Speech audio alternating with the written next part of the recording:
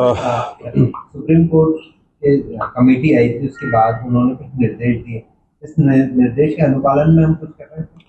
देखिए, माननीय supreme court के द्वारा जो रोड सेफ्टी कमेटी की एक बैठक यहाँ पर हुई थी, उसमें माननीय सप्रे साहब की अध्यक्षता में जो निर्देश प्रदान किए गए थे, उसमें एक प्रमुख निर्देश ये था कि बहुत सख्ती से जो नियम है सेफ्टी के, उनका पालन होना चाहिए, और ख़ास तौर पर जो हेलमेट है, ओवर स्पीडिंग है और जो रेड लाइट वायलेशन है, इन 3 चीज़ों पर विशेष फोकस किया जाए।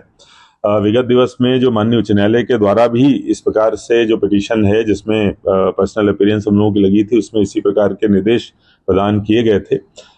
इस संबंध में हमने पाया है कि हेलमेट मानवीय सुरक्षा के लिए सबसे ज़्यादा ज़रूरी है, और जो खास तौर पर दुपहिया वाहनों के एक्सीडेंट्स होते हैं, उनमें अगर हेलमेट होती है तो निश्चित रूप से कैजुअल्टी नहीं होती है।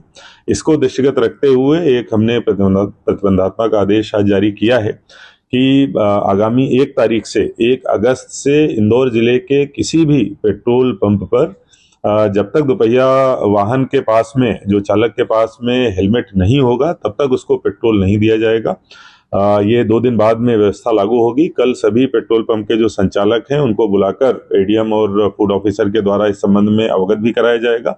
आप लोगों के माध्यम से भी मैं सबसे अपील करता हूं, कृपया इस नियम का पालन अवश्य करें। आपकी सुरक्षा के लिए ही ये आदेश लेके हम लोग आए हैं, और इसका बहुत सख्ती से हमारे द्वारा पालन कराया जाएगा।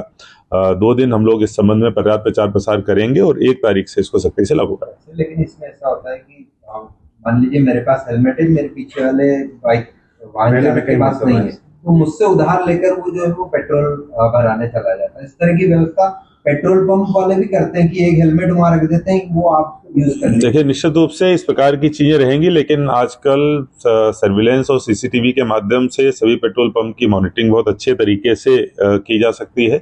इसके अलावा ट्रैफिक पुलिस को भी निर्देशित किया जाएगा, और हमारी फूड की टीम भी रैंडम इसमें चेकिंग का काम करेगी, और निश्चित रूप से ये सुरक्षा को लेकर नियम लाया गया है। मैं आपके माध्यम से, और कल पेट्रोल पंप संचालकों को भी हम इस चीज से अवगत कराएंगे कि उनको भी इसमें हमारा भागीदार बनना है और सख्ती से इसका पालन करना है।